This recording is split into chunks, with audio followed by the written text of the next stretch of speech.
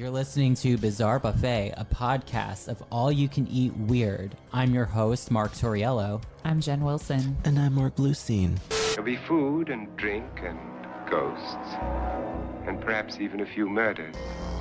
You're all invited. When we first went in, one of the people said, "Who are you?" And Tex said, "I'm the devil, and I'm here to do the devil's business." Hello. You are all listening to Mark Torriello's Closet. What is he wearing today? What is he wearing today? Mark, tell us. For today's episode, I have decided to self-promote and wear my own fashion designs. So I'm wearing a digital chain printed t-shirt that I created. It's stunning. And a red to black dégradé chain print bandana. It's beautiful. Yeah. It's very nice. It is very nice. It's inspired by industrial looks and Terminator Part 2. Love a sequel. Yeah. Love some Schwarzenegger. Oh, But Arnie. and as you and I are just wearing the same thing from the last episode that we just recorded, Mark has to go and change his entire wardrobe. Sometimes we record like multiple episodes We in do, one night in one because, night. you know, we're all working girls here. We are. We are And when doing we- hot girl shit. Doing hot girl shit. And I just want to make sure that, you know, I'm not repeating a look. Yeah. Because our fans have all commented on my beautiful outfits. They actually, yes, we've had quite a few reviews. You know, give the people what they want, mama. Yes. She's serving looks. Mama. She's serving looks. I think you all know that when it's me who's leading a story, that it's going... dirty and raunchy. It's gonna be some fucked up something or other. I guess we'll start off with a question, shall we? Yeah. Oh, I can't wait. Has there ever been anything that either of you have wanted that you were like, I will figure out one way or a fucking another to get this thing, whether it's a purchase or whatever it is that made you feel crazy? Yeah. Everything that I own. Yeah. A lot of times I'll say to Mark, if there's a fashion piece I really want, I'll get it if I feel like if I don't buy it, I'm going to die. Yeah. But on a more realistic and less materialistic thing, Yeah. one thing that I did want really bad that did drive me to the brink of insanity was when I worked at Michael Kors, which is the biggest career mistake of my life. But I got some awesome clothes. I know. Jen has a great bag, a beautiful I gave you a good dress. hookup. Yeah, no, You did give me a really good I hookup. give hookups to, you know, ye who deserving of it. My first day there, I knew it was the wrong move and the worst company I could have ever picked to work for. It took me over 2 years to claw my way out. And I did everything I fucking needed to do, you know, in order to get out Yeah. and go back into like luxury fashion Yeah. and Absolutely. all that stuff. So there's a lot of emotion that can and could or would be or will be involved with purchases or I get like that sometimes when like applying for jobs if it's something I really want. yeah. And like constantly checking my emails, constantly Yeah. like trying to follow up. For me, it's like having that unknown, like sitting there with the unknown freaks me the fuck out. Of course. I think that's like yeah. a lot of us. Yeah, I can relate to that. I don't like that uncertainty Like the bubble. uncertainty of like sitting and waiting and it'll make me go fucking crazy. That like I have to like literally put my phone in another room or like go out without it so I'm not looking at my phone all day. Yeah, absolutely. So it almost becomes a sort of obsessive. It or does. It becomes obsession, very obsessive. right. Yeah. When you want something so bad, it's like you'll do anything for it. Yeah. that's how I feel about the podcast. Yeah, I agree. Wait until you hear this story, then you're all going to be very concerned. Do you think it's possible to be so addicted to shopping that someone would be willing to kill to keep that retail high Yeah. alive? Oh, I think so. Yes. Yeah. Well, Yes. I mean, I Yes. love to shop. Mark's like, yes, absolutely. Yes. I love to shop. Like Yeah. some people stress eat and some people stress shop. I stress shop. I don't know which one's worse. I don't know. Stress eating is worse. Yeah. Yes. Yeah. Yeah. Go broke, don't make yourself sick. For the record, I do not encourage returning merchandise, but you can always return something. could. You cannot return calories. No.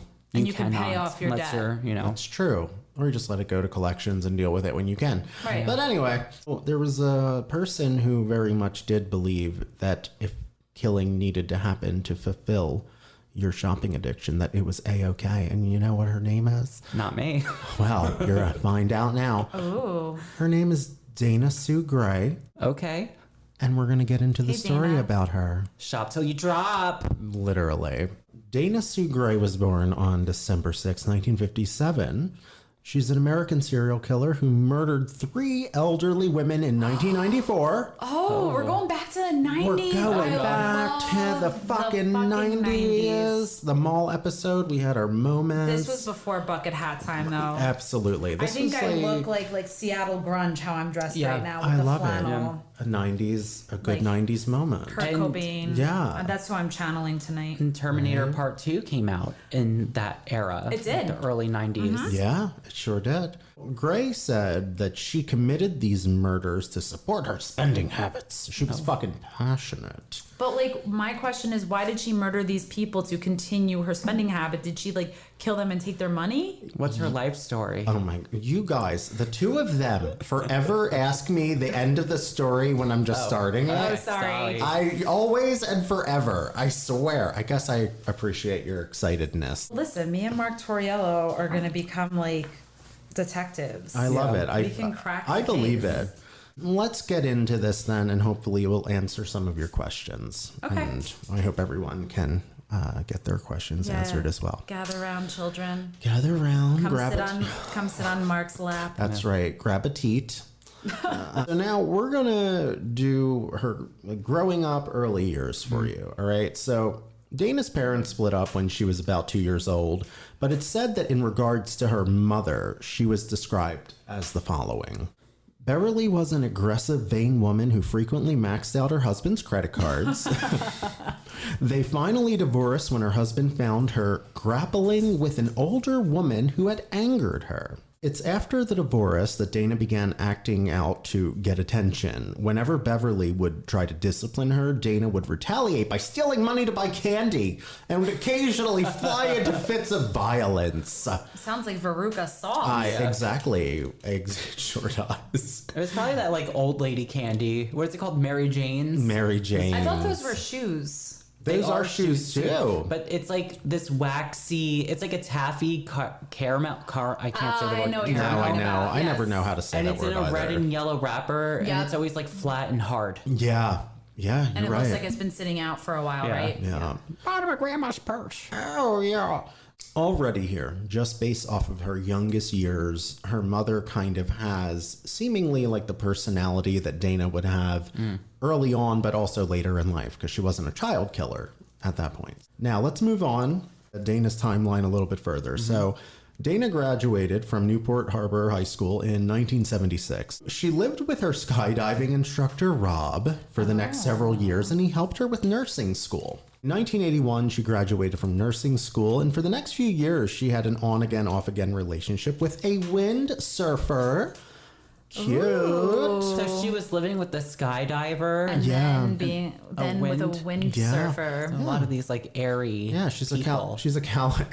California gal. California girl soaking up the sun. All right, so now we're moving on to the 80s now. All right, I'm giving you guys Oh my the God. most important information. Everyone, tease your hair. Tease it. Yeah. Get it. The Get shoulder it. pads on. Get it on now. Dana married a man by the name of William at an upscale winery in Temecula. I don't know where that is. Somewhere in California, I I'm not suppose. that great with California geography. Yeah. He was a fellow sports enthusiast who had known and admired her since high school.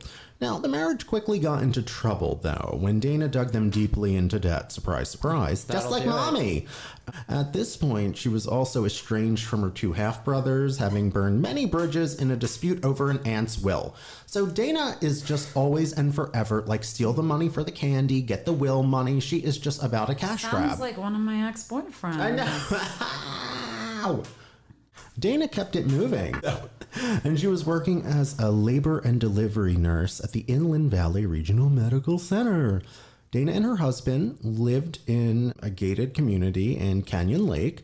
So they were Figures. doing well. You know, they were doing well for themselves. She was seemingly living, you know, I guess kind of normal life. We're into the 90s now, so let's go to 93, all right? Single white female era. Oh, yeah. Queen fucking- Latifah, UNITY. Oh, love a Latifah moment. So in early 93, Dana left her husband. What's a Latifah moment? Yeah. I What is don't a know. Latifah moment? I'm just speaking. You know me. Don't pay too much attention to what it is when I say these one-off things. I love it though. Thank you. So, early 1993. Dana left her husband and moved in with their friend and her lover. So, their friend and her lover. By the name of Jim Wilkins Wait. and his young son, Jason. So hold on. She was living with her husband, her lover, so she was having an affair? Their friend and her lover. So I guess it was her and William's Yeah. friend. Yeah. But became her lover. Yes. The wind surfer. Yes, I believe so. Okay. She was moving along. She was like, I gotta go. I got other shit to do. Hot girl shit in California with the windsurfer. Windsurfing shit. We love hot girl shit. Absolutely. And you know what? Dana was trying to live her hot girl life. And you know what? Like, whatever. She could have been an artist, but instead she's a killer. Let's go to November of 1993. I was like 3 or 4 years old. Oh my God. Dana was fired from the hospital where she worked. For what? For, Stealing Oxycontin? yeah, pretty much. Yeah. Oh, wow. Misappropriating Demerol and other opiate painkillers. I'm so smart. You are. That's what sells, so good for Yeah, her. absolutely. She was always about the dollar amount. Dollar bills, y'all. Yep. So now let me bring you to Valentine's Day of 94, February 14th, baby. Dana sent word through her husband's parents, because at this time she was not in touch with the husband, This is Jim or William? William. Okay, so her and William weren't divorced. No, I don't think they were officially divorced at this point. Okay. Yeah. So she had sent word through his parents because William kept his phone number and address hidden from her after they disbanded. I mean, I would probably too if I was married to somebody who was fucking sucking me dry out of money. Uh-huh. And it seemed like a good idea because she was essentially saying that she wanted to meet up with her estranged husband. Now, William initially agreed, but he didn't show up. And it's a good fucking thing because later that day, Dana murdered her first victim, Norma Davis, an elderly lady. Norma. I know. An elderly lady whose home Dana had shared for a time. Later, it was found out that Dana had taken out an insurance policy on her husband, William. That policy would have paid off the Canyon Lake house in the event of his death. So the house that they had together that was going into foreclosure, there were a lot of legal things. I mean, I don't know all the intricate details, but I'm assuming that her idea was, shit, kill him, life insurance, get my fucking nice house Yeah. back, the end. Yeah. Right? Right. Very sneaky girl. So, Oh, Dana, what are we gonna do with you? I know. So now let's get into the real mess of everything. I love a good mess. We do. By the time Riverside County Police caught up with Dana, she had garroted and bludgeoned to death a number of elderly women. That's so sad. I know. I hate when people take advantage of the elderly. Yeah, and that's exactly what she did. Fuck her. I know. But then, fun part, she went on binges with their credit cards. With the dead people? Yeah. Oh, God. With Yeah. the dead people's credit cards? Yeah. I know. I know. No. I know. Oh my god. Well, she should have just. I'm not advocating steal people's credit cards, but she should have just stolen their credit cards And not killed. and not kill them. Yeah. And, they can dispute the charges Exactly. and all that stuff. So she's an asshole. Well, do you want to hear a nice quote from her? Sure. I had this overwhelming need to shop, but others saw only an overwhelming need to kill. Yeah, Beautiful. Yeah, so I want that inspirational quote framed and hung up in my apartment. They absolutely. can sell it at every Home Goods. Yeah. Yes, they should. So let's start with another victim by the name of June Roberts. So in 1994, Oh, Norma, June. I know. In 94, a Cadillac belonging to one of Robert's former neighbors, Nurse Dana, nosed through the development's gates where she had previously lived. So the house that, was in foreclosure. It was on Big Tree Drive. What immediately transpired when Roberts had opened the door isn't entirely known, but Roberts, who was 66 at the time, was ultimately strapped to a chair, strangled with a cord ripped from her telephone and hammered savagely on the face with a wine bottle. Jesus Christ. You know, God, it's rough, right? See, if that's a bit much for someone that's after money. Well, but that's the thing too, because Yeah. what makes this story very odd is that the murders were very gruesome. Yeah. Much more gruesome than I guess what one would say is like, oh, the average MO of a woman who's a killer. yeah. Not saying that that's correct or incorrect, but she was That's what pretty people fucking savage. Less than an hour later, the Cadillac was parked in front of Bailey's Wine Country Cafe in Temecula, where Robert's killer, Dana, puffed cigarettes and frowned at the small boy running around the tables. Cigarettes and frown. What does that look like? Like this, buddy? Do it. Do it. I love it. So she sat there, puffed her cigarettes, and frowned at the small boy running around the tables. I mean, yes, I would do that too, just minus the murder. She charged the crab cake and scampi to Robert's credit card. I It was love too a much good- to eat. I love a good scampi. Me too. So the waiter packed the rest to go. She was just like going about her day, which is just so fucking Fucking awesome. peculiar. Yeah. And peculiar. The next stop was an eyebrow wax and a perm for herself and a fashionable cut for the boy. Signing the $164.76 charge, June Roberts. She's told the stylist she was on a shopping spree. God, this lady's crazy. What a fucking troll, right? I hope she tipped well. I know we love a good tipper. We Who do. says I'm on a shopping spree? I know, she's would out of her mind. I would Right. never go out and admit that. She's like, I'm on a shopping spree. Shopping spree. Like, you shouldn't say that if you're not murdering people. Yeah, it's like, shows. Shopping spree. Shows. Oh, yeah, shit. So she proceeded to spend $511 on a black suede jacket and several pairs of cowboy boots. Woo! $161 on a pair of diamond drop earrings. How much? $161. Girl, that was not no real diamonds. Well, it was like, what, 94, so maybe. I don't know.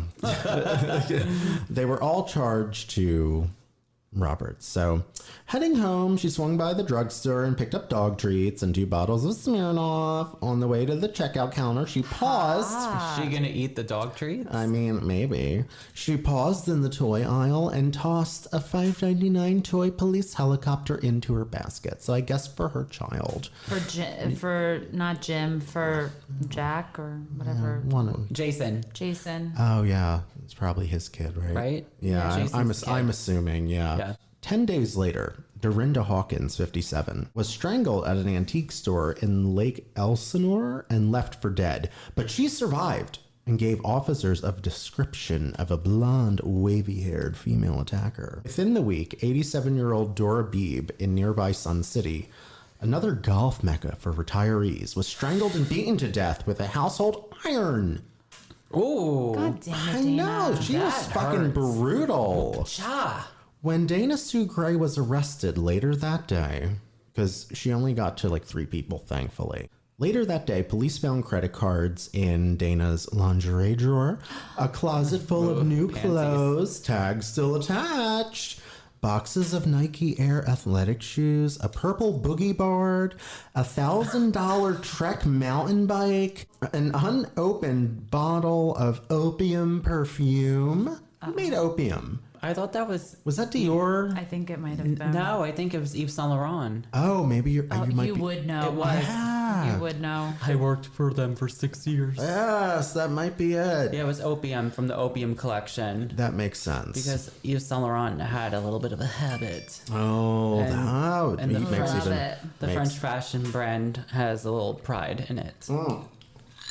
Well, hey, get your inspiration where you can, baby. Well, you Bonjour. can. Bonjour. So now, Gray was handcuffed and put into the police cruiser, still wearing the diamond earrings that we spoke about earlier that Mark is not sure about the price on. I don't know if they were real diamonds. Well, they could just be. They might be fake. Who Yeah. knows? Well, while she's in the back of the car, it said that she talked about her new boogie board all the way to the station. the purple boogie board? Out of everything? Out of everything, The she- purple fucking boogie board. Yeah, that was her choice. Probably looked like Grimace from McDonald's. Yeah, I was probably. thinking Barney. Oh, Oh, Barney. Barney. Yeah. Tinky Winky. Too. Little Teletubby. Oh, Teletubby. Gray's fastidious grooming and fashion sense were barely ruffled by the killings. It's noted that she was always dressed well, had regular manicures and pedicures, and was meticulously clean. She was so neat that Riverside County Deputy District Attorney Richard Bentley still marvels at how she emerged from disturbingly messy crime scenes with nary a drop of blood on her, or apparently a hair out of place. Wow, what a nice compliment, I think. Beautiful. Yeah. Clerks, waitresses, and salespeople who waited on Gray after she killed say she might have seemed somewhat nervous, but was always well groomed. Indeed, the day after strangling and bludgeoning Roberts, Gray loaded up on some suntan lotion, got a massage at the Murrieta Hot Springs Resort, and spent the afternoon power shopping, all courtesy of her victim. Oh. You know, Mark's gonna. Whenever Mark goes, you know, It's usually something. it's Yeah, something. well, It's a moment. you know, Continue. the victims are truly the true victims of this. Yes. Yeah. But let's also consider the salespeople that she shopped with who had to work on commission. Oh, God. And she was probably like a repeat customer for a lot of these salespeople. Yeah. Yes, So- retail girl. Tell it like it is. Basically, what sucks is that now these salespeople that kind of had a built-in income with her or built-in sales rapport has now lost that client. Yeah. Yeah. And unfortunately, a lot of times these retail managers really lay down the pressure on the sales teams to have this repeat business. Yeah. So they're probably she- like, I don't care what you did. So aside from killing innocent people, she also Wrecked, probably wrecked or rattled a few people's retail careers. Yeah, and I'm sure they got chargebacks and returns Yeah. from yeah, all those the poor things. Oh, I know. Fucking Dana, you asshole. You're an asshole. You're an asshole, Dana. You're an asshole. So, during Dana's confessions to the crime she had committed, she made the following statement. I'm going to let you read it. Oh, Cut. All right. Jen Wilson is going to read A statement. a statement from Dana during her confession. I got desperate to buy things. Shopping puts me at rest. I'm lost without it. There you have it. And she claimed the reason she kept the cards was she had an overwhelming need to shop. You're so good at this, Jen. Thank you. You're so welcome. Oh, God, blessings in abundance. On October 16th, 1998, we're nearing the very end here, people. 4.5 years after the murders, Dana Sue Gray was finally sentenced. Good. I know, right? She chose this opportunity to address the court for the first time, as reported in the Press Enterprise, and she said the following. The last statement is going to be read by Jen Wilson, and this was Dana Gray addressing the court. My life and my career have been focused on healing. It has strayed so far from that goal. It was so out of character. I'm sorry, and I know these words will never be enough. I will live with this the rest of my life. She expressed her regrets to the judge and said she accepted her responsibility despite the fact that she believed her judgment had been clouded at the time of the offenses. She repeated her belief that her acts could be attributed to a doctor's failure to monitor her medication after prescribing antidepressants. And that is a summarized version of Dana Sue Gray for y'all. Beautiful. Yes. Wow. So Yeah. her motive was shopping. Yeah. Wasn't even like murdering people. Like normally it's like you want to kill. It's like, Yeah. no, I want money. I just want to shop. Yeah, exactly. And that's exactly what she said, too. Is she still alive? I believe she is. I believe she's still serving her life sentence Okay. in prison. Hey, girl. Hey, Dana. I think she's like shopping in prison. Probably. At the commissary. At the commissary. Yeah. She, What do you buy? Like what, gum? Sardines. Gum, snacks, Cans weird- of sardines. yeah, weird shit that, I don't know. Prison pizza? Prison pizza, maybe. Prison chips. I Prison. don't think she's getting her perms and Probably not. manicures and, you know. I just envision like a block of ramen noodles. Yeah, on her that too. head. I love I'm sure. ramen. Yeah. Well, what did you all think? I liked that. I like Yeah. that too. I thought it was. I mean, I'm I've just never heard happy of that, that. it was something. I mean, yeah, there was still some blood and gore in it, but kind Yeah. of toned it down. I'm shocked, but it I was know. good. I know. Yeah. Well, you know, I thought it was a really good mix of like morbid, but also like there was the whimsical element of shopping. She's like, and she never, like, it never occurred to her. She was just like, it wasn't about the killing. I had this uncontrollable need to shop. Yeah. Well, her story would actually make a good, like, dark comedy Or film. like a Netflix series. Yeah. Yes. Well, in one of the articles that I referenced in here, I'm not sure the specific one at this moment, but they had essentially alluded to there being things or That's possibly. awesome. I would be really intrigued to see that. Yeah. So, Dana Sue Gray, I advise all of you to not kill for things that you want, even though as tempting as it may be. You don't want to be in prison for the rest of your life like Dana Sue Gray. Exactly. And that is my word of wisdom for the evening. But if you do want to give us money, you can go to our Patreon. That's right. Patreon.com/BizarreBuffet. $3 a month will get you access to all of the deleted content. And believe me, there's a lot that gets deleted from our episodes. Yes. So you can see all the fun shenanigans that go down, and you're also supporting a good cause. If you can't, or if you want to do that and also leave a nice positive, what is it, Jen? Positive, not negative. Review on Apple/iTunes. And that really does help us a lot. It helps us tremendously, and it's free. So Yeah, and it is free. All it takes is a moment of your Yeah. time. And give us a like on Instagram at Bizarre follow Buffet. us, talk to us, tell us how your day is going. Facebook Bizarre Buffet. Instagram, Our Twitter. Instagram page is lit. It is. We have a ton of shit on there. we do a always lot of post. trivia on it too. We About do. us. Mark We does. have some fun. Yeah, we got some fun stuff on there. We do. Until next time, my name is the credit card that Dana Sue Gray stole. I am the purple boogie board.